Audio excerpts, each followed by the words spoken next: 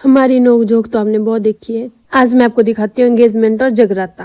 फिर हम चले घर से, जहाँ पे मैं, उस्ताद जी और रंजू और सब चले गए थे पहले। जैसे हमने गाड़ी लगाई ना, इतनी बारिश आई ना, हम सब भागने लगे क्योंकि मेकअप का सवाल था भाई। पर बारिश से पहले तो हम पहुंच गए, पर वहाँ पे ना रिंग तो पहना दी थी, पर सेरेमनी अभी चली थी।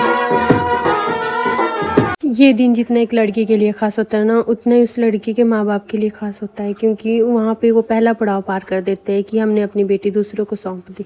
इन सब में सबसे अहम भूमिका निभाती है ननद, जो अपनी भाभी का पूरा श्रृंगार करती है। और मेरी दीबू को अपना ही काम चला था और हमने शगुन के साथ ढेर सारी शुभकामनाएं दी और फिर निकल गए हम खाना खाने। खाना खाने के बाद तब तक मेरी बहन भी फ्री हो गई थी, फिर उसको ढेर सारी शुभकामनाएं दी अच्छे से गले लगा के, ताकि तू बहुत खुश रहे। फिर दीबू भी लगी थी बच्चों के साथ खेलने, तब तक माता रानी के जागरण की तैयारियां भी लगी थी। उन्हें मैं घर जाके कपड़े चेंज करके आई, फिर सबके साथ बात की बैठ के। फिर जाना था अपने कुलजा माता के मंदिर, जहाँ से लानी थी जो जागरण में पूरी रात अखंड ज्योत जगेगी, वो लाने जाना था, जिसके लिए सबसे पहले सबने डांस किया।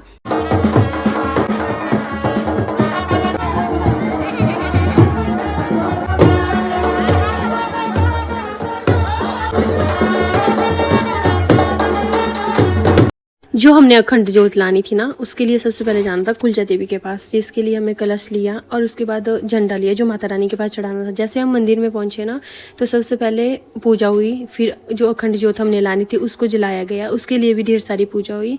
जो भी हमारे कुल पंडित होते वो करवाते ये पूजा। तो फिर जयकारा लगा के आगे हम घर के लिए।